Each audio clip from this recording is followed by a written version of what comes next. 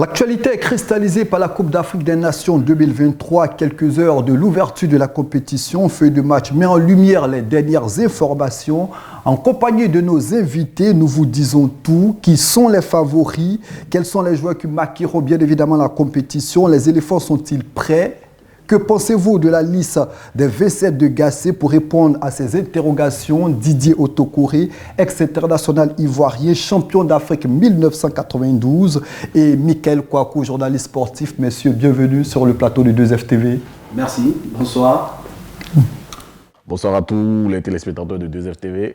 C'est un immense bonheur de vous retrouver à quelques heures de cette grande CAN, la plus belle. La CAN de l'hospitalité. Absolument. Et on l'a dit, l'actualité est marquée par cette Coupe d'Afrique des Nations, mais l'actualité aussi est marquée par la sortie d'un ouvrage que vous avez sorti il y a cela quelques temps. Est-ce que vous pouvez nous en dire plus? Oui, j'ai sorti un ouvrage qui relate ma carrière depuis ma plus tendre enfance jusqu'à ce que j'arrête. Bon, ça m'est venu comme ça parce que j'estime qu'avec le recul, je suis passé à côté d'une carrière qui n'a pas été celle qu'elle a été. En fait. Donc j'avais besoin de me vider un peu. Voilà. Les confidences d'un éléphant. Exactement. Et qu'est-ce qu'on retrouve dans l'ouvrage? Un peu tout, comme je le disais tantôt, mon enfance, d'où est partie ma passion pour le football, jusqu'au sacre de 92.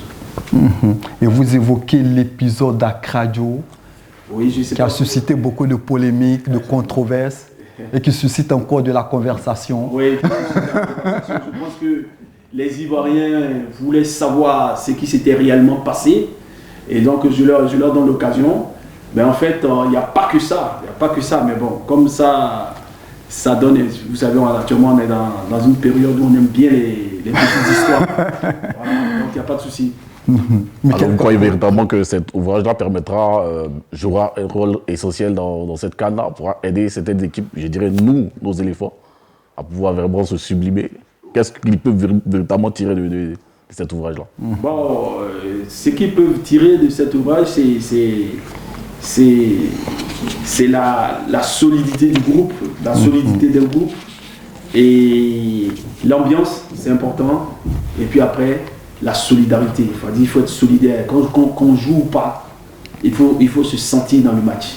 Se sentir concerné. Voilà, se sentir concerné. Et où est-ce qu'on le retrouve? Pour l'instant, je dois discuter avec une librairie de la place. Donc pour l'instant, c'est en ligne. J'ai un ami qui a une société de distribution. Donc c'est pour l'instant en ligne. Je vais donner le numéro tout à l'heure. Voilà. Merci Didier Otokoré. On l'a dit, dans quelques heures, nous assisterons au match d'ouverture de cette belle CAN qui va mettre en attraction 24 équipes nationales sur 6 stades, 30 jours de compétition. D'entrée de jeu, la Côte d'Ivoire sera face à la Guinée-Bissau. Avant de donner votre avis sur les chances de la Côte d'Ivoire, revenons pourquoi pas sur la dernière victoire des éléphants. C'était face à l'équipe de la Sierra Leone. Score final, 5-1. Les éléphants de Côte d'Ivoire, Jérémy Boga. L'ouverture du score. Ça fait 1-0. Quel ballon lift, coup franc bien levé. Et ça fait 1 pour la Côte d'Ivoire. Coup franc, il avait venablement ce ballon sur la tête d'Ousmane Diomandé qui fait valoir sa grande taille et son bon timing là-dessus. Et en tout cas, ce n'est que... c'est mérité, ce n'est que justice, cette ouverture du score, parce qu'on a senti les éléphants monter en puissance dans cette rencontre. Regardez comme c'est bien travaillé. Et il monte vite grâce à son timing. Il prend déjà de l'avance au niveau des pas, et ce qui lui permet de pouvoir mettre ce ballon au fond des filets. Tous ces joueurs, regardez là, dans les pas, il prend vite de l'avance sur son défenseur et le timing est parfait. Je suis Sangaré, Seko. Bien vu, Jonathan. En profondeur. Joli.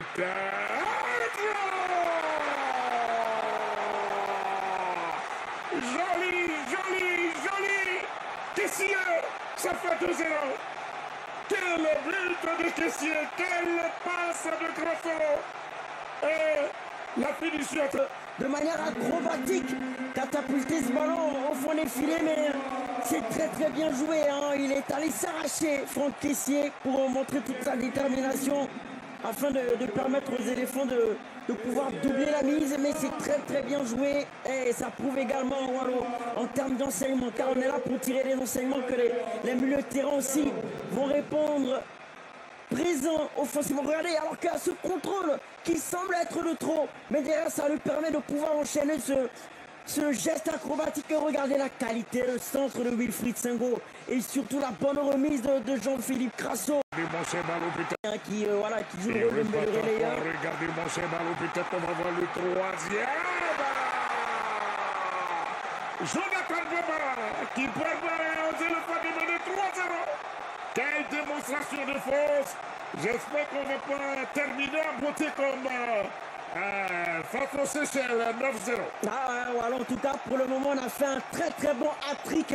Ça vient de partout, de la défense, du milieu de terrain, de l'attaque. Donc on a réussi à faire défense, milieu, attaque. Il n'y a rien de tel. Sur 3 buts, Jonathan Bamba au plan offensif qui vient donc tout simplement peut-être Wallo ouvrir la voie à une grosse valise. Regardez, c'est une de parfait. Bien joué, regardez, ça part. Là, c'est un modèle du genre, ce qu'on rêve.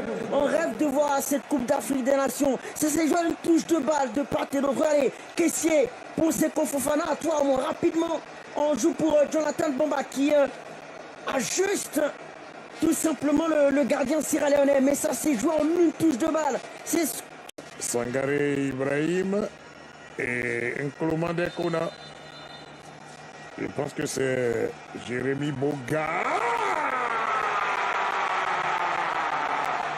Boga. Ça fait 4-0. Je disais tantôt, je voyais ce ballon dedans, mon cher ballon.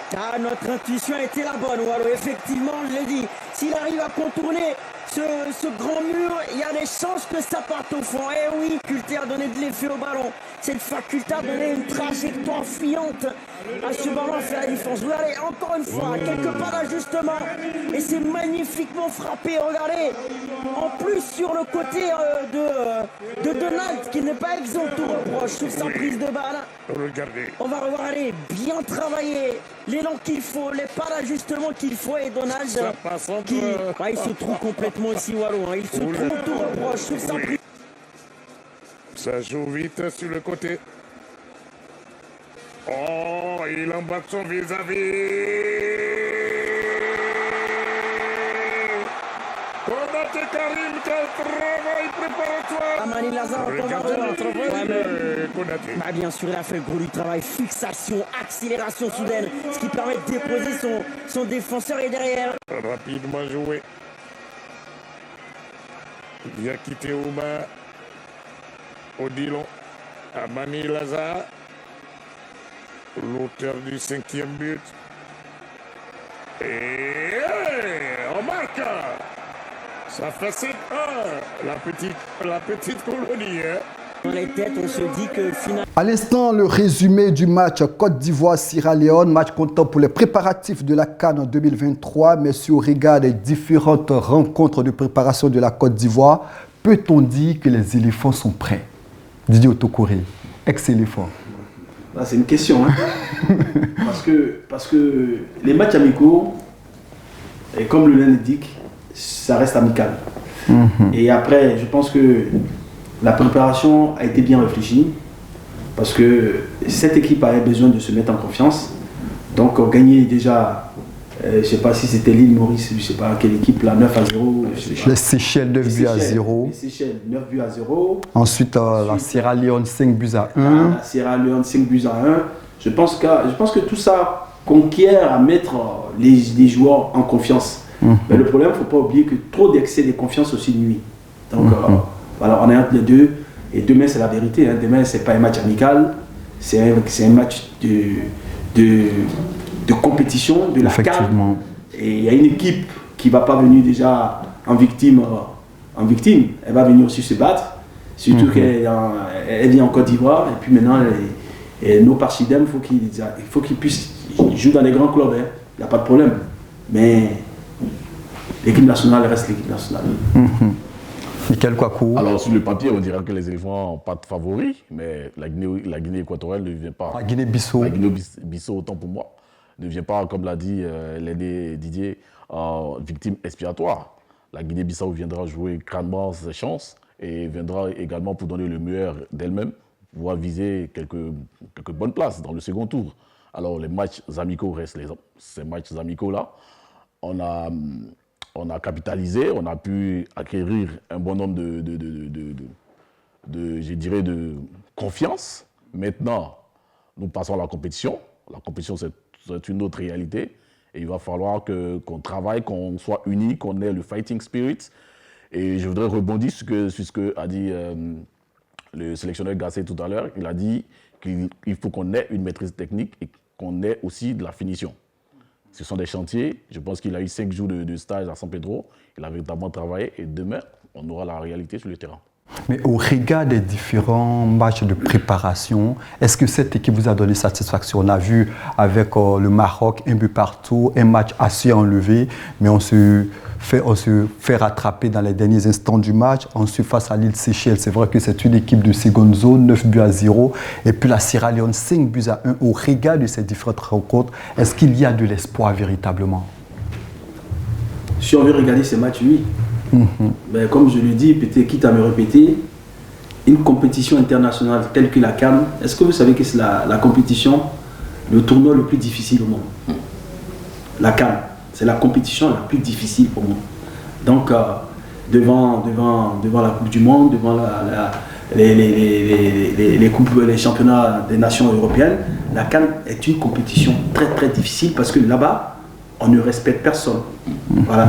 Tu as beau être Sadio Mané, on s'en fout. Voilà. Donc voici la différence. Donc, bon, je pense qu'il faut attendre le premier match, hein, tout simplement. Et puis après, le reste va venir. Mais quel coup? Ouais, je dirais qu'il y a des certitudes. Il y a des certitudes, il y a une très belle animation dans le jeu, il y a une bonne défense, il y a de la sérénité qui se dégage. Au niveau du trident du secteur médian, on a des hommes qui répondent. Au niveau de l'attaque aussi, on a tout le potentiel qui est là. Voilà, mais la réalité du terrain, la réalité de la compétition, de la CAN, ce sera une autre. Et donc on attend, comme l'a dit l'aîné Didier, on attend demain, juste le premier match, pour nous faire une nette idée de cette sélection-là. Exactement. Et outre les joueurs, est-ce que la méthode Gassé vous donne satisfaction? Bon, c'est une question auquel je vais répondre rapidement parce que, 1, j'ai été footballeur, 2, j'ai été entraîneur. Okay. Donc, je ne pourrais pas juger la méthode d'un entraîneur tant qu'il n'a pas commencé sa compétition, tant qu'il n'est pas allé au bout de sa compétition, parce que vous voyez, en 98, Aimé Jacquet a eu ce même problème. Effectivement. Personne ne voulait de lui. Ça a été toute une polémique en France parce que j'y étais. À la fin, c'est lui qui gagne la Coupe du Monde. Donc, vous savez, juger les entraîneurs tant que la compétition n'a pas démarré, c'est un faux débat. Voilà. Oui, à la suite de Est-ce que la liste vous donne déjà satisfaction?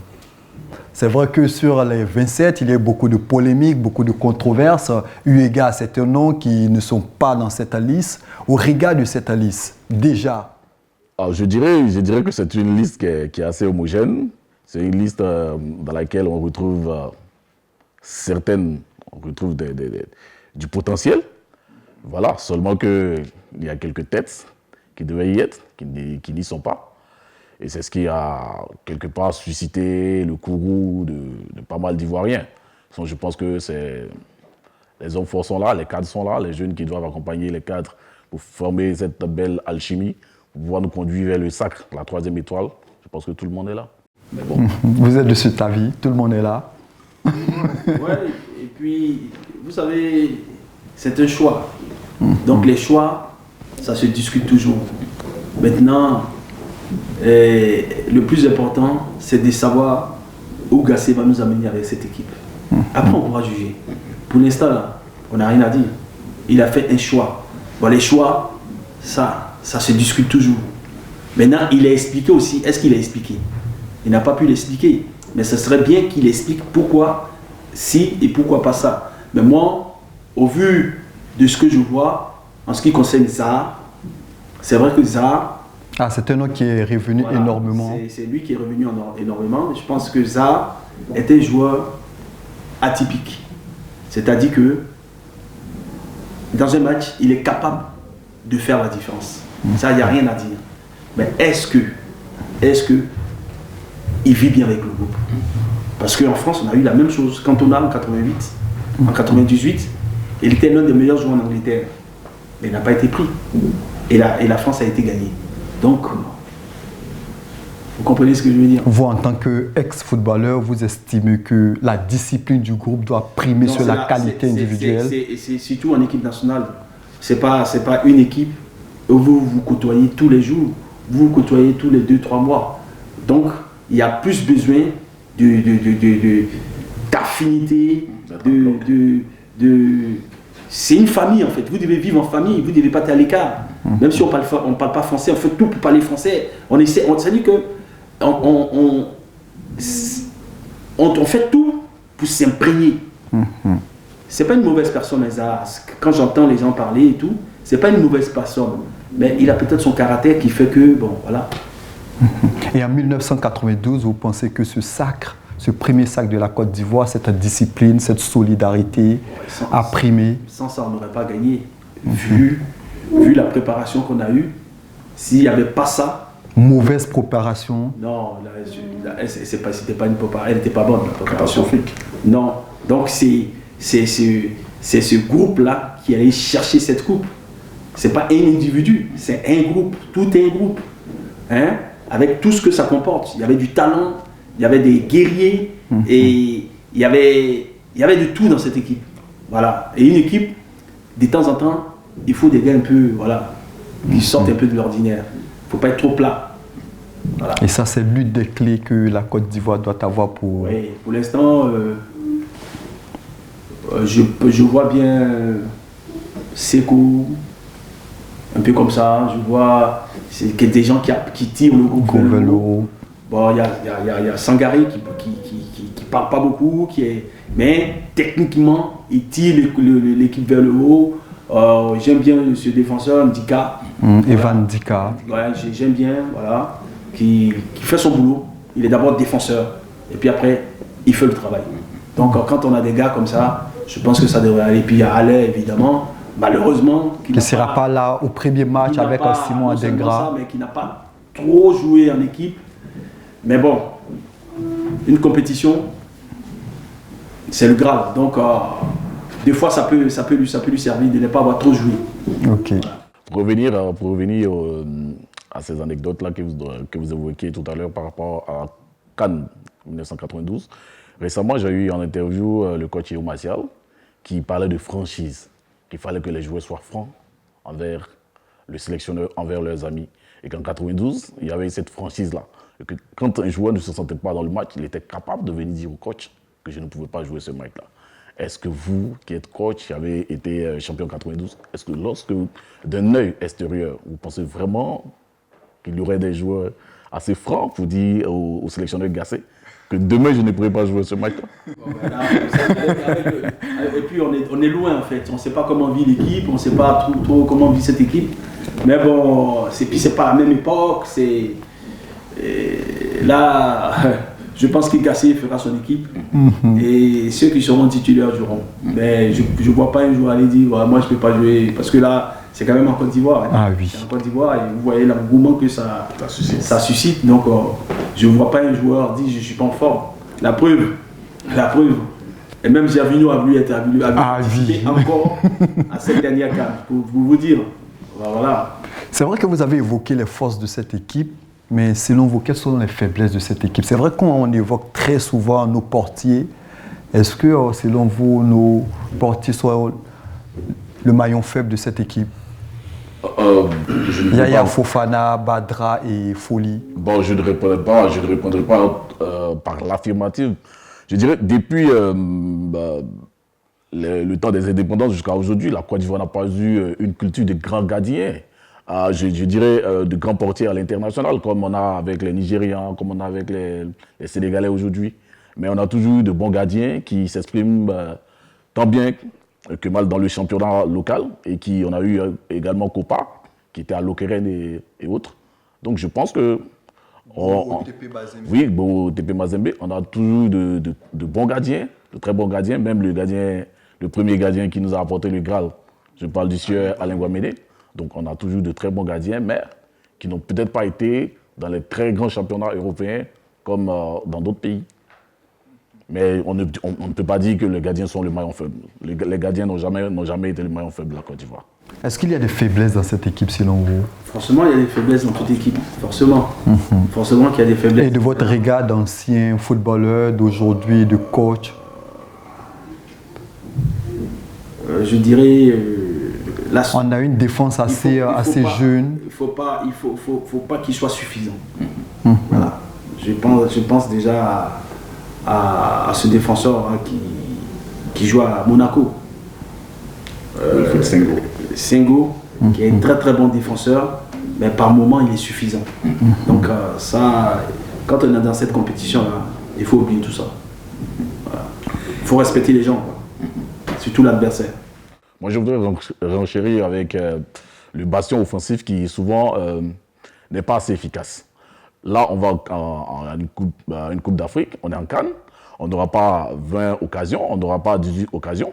Les seuls qu'on aura, les rares qu'on aura dans un match, il faut être diablement efficace pour pouvoir les mettre. Donc il faut qu'on soit efficace. Et puis, parfois... Mais au regard des 2 derniers matchs, on parlera d'efficacité de notre équipe. 9 buts à 0, 5 buts à 1. C'est vrai que face au Maroc, on a beaucoup pêché devant. On a mis assez de buts face à quelle équipe, face à quelle sélection. Voilà, on dirait que c'est des sélections avec des défenses pas assez compactes, assez poreuses. Voilà, on veut voir cette attaque-là face à des équipes, de grosses équipes, des cadors. Là, on pourra bien juger. Est-ce que vous partagez ce point de vue au niveau du bastion offensif? Je partage le point de vue, mais une CAN ne se gagne pas avec l'attaque. Une CAN se gagne avec la défense. Voilà, on peut marquer un but, il suffit de ne pas en prendre, et puis on gagne le match. On peut marquer 4 buts, et puis on vous prenez 5, vous êtes éliminé. Donc une CAN, c'est d'abord une solidité défensive de tout le monde. Okay. Pas que des défenseurs, de tout le monde.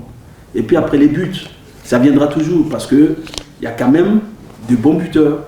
Donc les buts, ça viendra toujours. On ne peut pas marquer 5, 6, mais 1 but, 2 buts, ça suffit pour se qualifier. Voilà.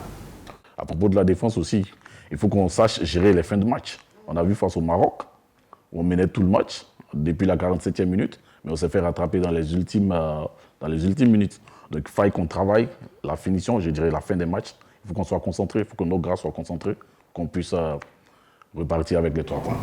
Il faut rappeler que la Côte d'Ivoire sera en ouverture de cette Coupe d'Afrique des Nations ce 13 janvier face à la Guinée-Bissau. Et puis le deuxième match de la Côte d'Ivoire-Nigeria, le jeudi 18 janvier. Et puis le troisième match, Côte d'Ivoire-Guinée équatoriale. Ça sera le lundi 22 janvier prochain. Messieurs, dernière question concernant la Côte d'Ivoire. Est-ce que cette coupe peut rester à Abidjan? Ça, c'est... Oui, elle peut rester en Côte d'Ivoire, oui. Nous y croyons tous.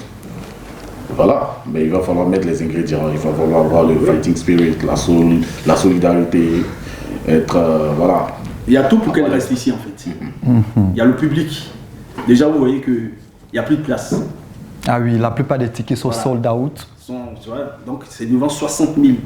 Et ces joueurs-là, ils n'ont jamais joué devant 60 000 en Côte d'Ivoire. Donc, il va y avoir un changement. Le terrain sera plein. Donc, tout ça, c'est une motivation en plus. Est-ce que vous pensez que c'est un avantage de jouer à domicile? Forcément que le 12e homme, il compte. Maintenant, à savoir comment ce 12e homme va supporter son équipe. Si on prend un but au bout de 15 minutes, qu'elle commence à être bizarre, je pense que c'est pas bon. Même si on prend un but, il faut qu'elle soit le 12e vrai homme. Vraiment supporter son équipe du début jusqu'à la fin. Voilà. Voilà. Je partage cet avis-là. Moi-même, je souhaiterais que même cette équipe-là joue en faisant fi même du public. C'est vrai que le support viendra, c'est vrai que les applaudissements viendront, mais voilà, qu'ils se concentrent sur le terrain, qu'ils donnent le meilleur d'eux-mêmes sur le terrain, et voilà, le public jugera. Hormis la Côte d'Ivoire, est-ce que vous avez des favoris? Généralement, dans une CAN, il y a des super favoris, il y a des favoris, il y aura certainement des surprises. Mais hormis la Côte d'Ivoire, qui est le grandissime favori de cette compétition selon vous? Si on veut regarder ce qui s'est passé ces derniers mois, naturellement, c'est le Maroc. On n'est pas demi-finaliste au hasard d'une Coupe du Monde. C'est pas un hasard. C'est qu'il y a un travail qui a été fait. Et moi, ce que je peux dire, vu le match que j'ai vu ici, Côte d'Ivoire-Maroc, le constat que j'ai fait, c'est que j'ai vu une équipe marocaine qui n'était pas concernée. Et dès qu'elle a été concernée, elle a marqué. Effectivement. Donc, c'est pour vous dire... Qui a su limiter aussi les dégâts. C'est pour vous dire la qualité de cette équipe. Maintenant, après, la Coupe du Monde reste la Coupe du Monde et la CAN reste la CAN. Sinon, naturellement, elle est favorite. Et puis, forcément, le dernier vainqueur, il est favori. Le Sénégal. Si on veut regarder ça comme ça, et puis après, il y a des équipes qui ont l'habitude, qui sont derrière, l'Égypte, le Cameroun, voilà. Ça, c'est ce qu'on connaît. Donc ceux-là, ils sont favoris. Naturellement, évidemment, la Côte d'Ivoire. Parce qu'on a beau dire, la Côte d'Ivoire, elle est chez elle. Et puis, c'est pas une petite équipe. Voilà. Est-ce que vous partagez ce point de vue avec le Maroc, grandissime favori? Absolument. Le Maroc, voilà, pour ne pas redire tout ce que l'aîné Didier a dit, le Maroc, c'est le grand favori. On arrive après le Sénégal. On mettra la Côte d'Ivoire dans ce contingent-là. Et puis bon, ces trois équipes-là, elles totalisent une seule défaite sur l'année 2023. Je pense que c'est quelque chose d'extraordinaire. Le Maroc, c'est un effectif qui se connaît depuis quelques années, des joueurs qui évoluent ensemble avec un staff qui est au fait de cette sélection-là, avec des joueurs qui s'entendent, qui vivent dans une solidarité assez parfaite. Donc je dirais que ce sont les trois grands favoris. Maintenant, il y a les favoris naturels qui arrivent. Voilà, comme il a dit tout à l'heure, le Nigeria, le Ghana, et voilà, le Cameroun de Vincent Aboubakar qui viendra après cette édition manquée sur ces terres, qui viendra en Côte d'Ivoire. Comme ils le disent bien, nous sommes le continent. Le continent vient chez la belle famille pour pouvoir repartir avec le sacre. Et ça sera de bonne guerre quand même. Et on cite très peu cette année l'Égypte, qui pourtant a remporté cette compétition à 7 reprises et qui pourtant peut créer la surprise. Je l'ai cité là, dans les favoris. L'Égypte, elle est dedans. Maintenant, il faut compter sur les outsiders. Le Burkina, attention. Le Mali, qui est une belle équipe, mais elle nous laisse toujours sur notre faim. C'est le problème du Mali.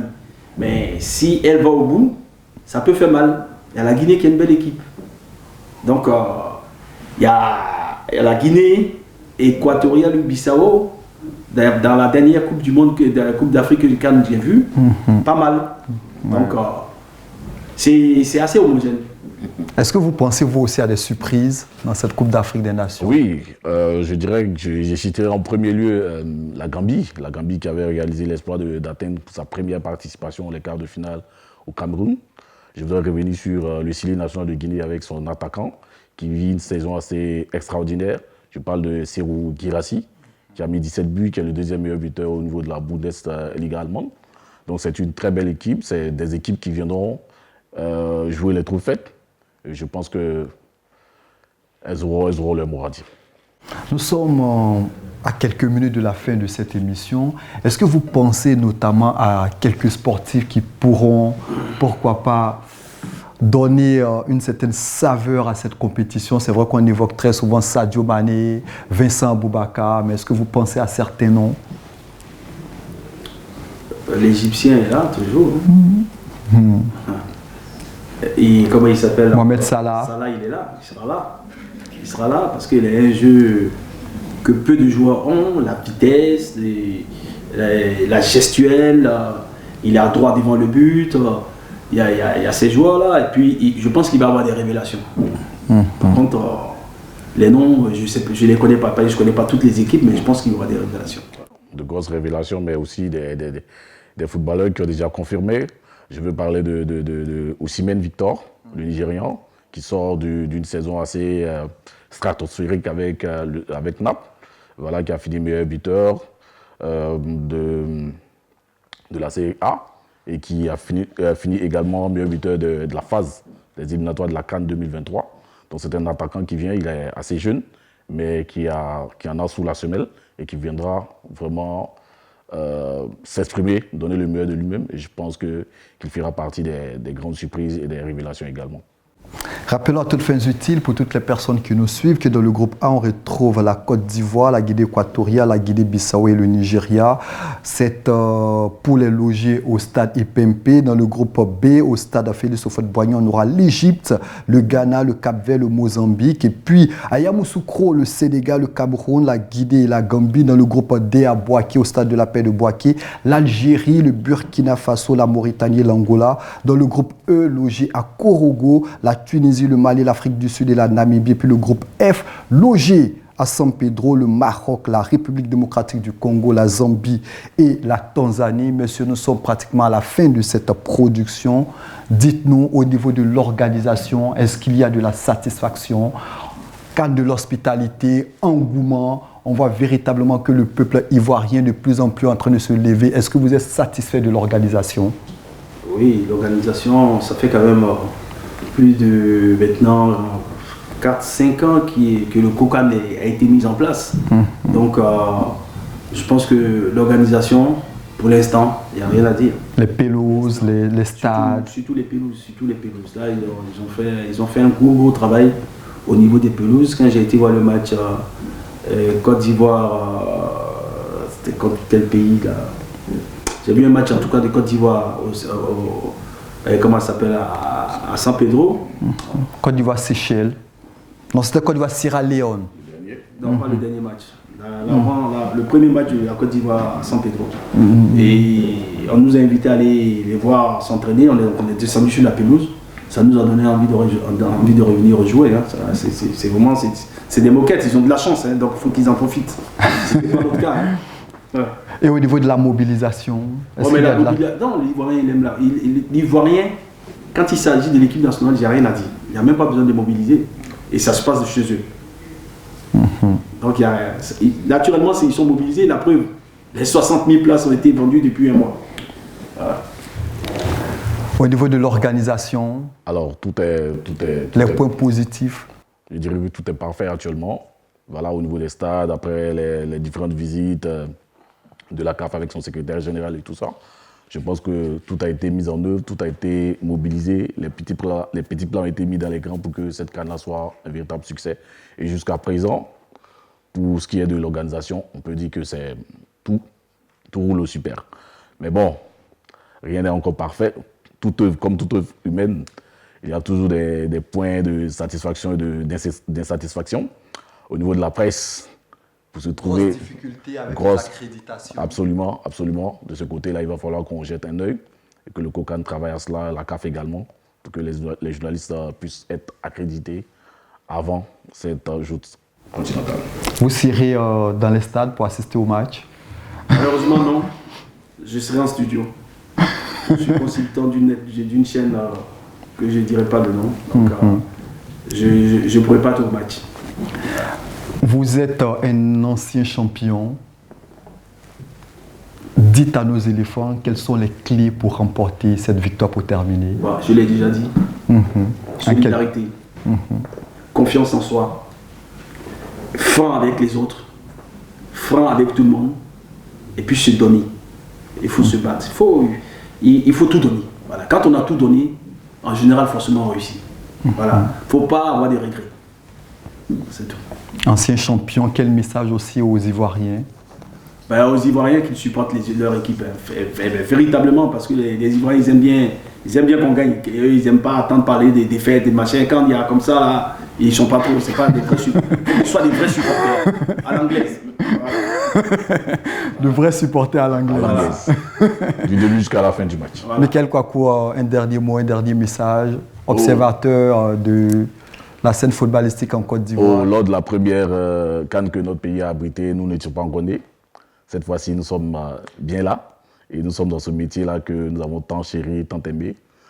Nous souhaitons vraiment vivre cette CAN comme nous l'avons toujours rêvé et j'espère que les éléphants nous feront plaisir ils vont mouiller le maillot avec le fighting spirit et que cette CAN pourra rester en Côte d'Ivoire. Cette coupe-là restera, on aura cette 3e étoile. Merci Michael Kouakou. Et puis avant de fermer les portes de cette émission, nous revenons à M.